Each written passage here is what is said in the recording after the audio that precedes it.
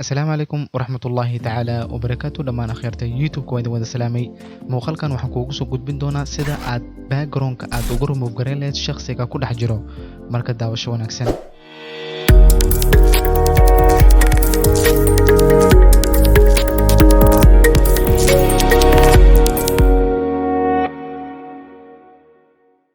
kadib waxaan soo furanaynaa Photoshop-keena ayaan soo furanaynaa markaan Photoshop-ka aan soo furano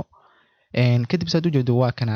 marka waxaan rabnaa background-ka kaliya ayaan rabnaa marka shakhsigan kan ah inuu ka dhex baxo ayaan rabnaa meeshan sidaan u sameeyno marka hore waxaad zoom in ku soo leedahay meeshan waxaan dooranaysaa paint tool-ka ayaad dooranaysaa kadib selection ayaad ku sameynaysaa selection-ka yuusan ka dhex galin shakhsiga waxaad ku soo wareejinaysaa dhammaan hareeraha sawirka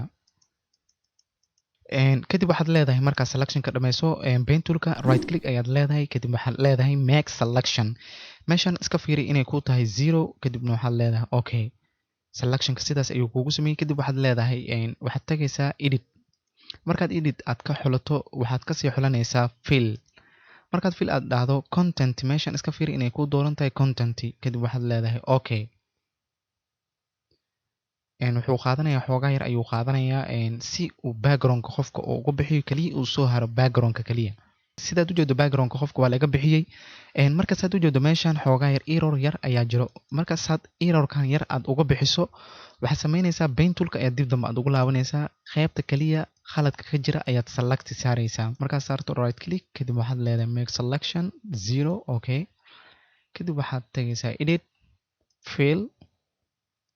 okay selection-ka si fudud ayuu u qaadanayaa meerkan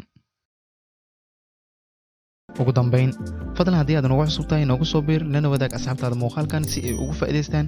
haddii aad videogan ka faa'iiday like dheh waad ku mahadsan tahay daawashada videogan waxaa idin leeyahay sidaas iyo nabadgelyo wassalaamu calaykum waraxmatullaahi tacaala wabarakaatu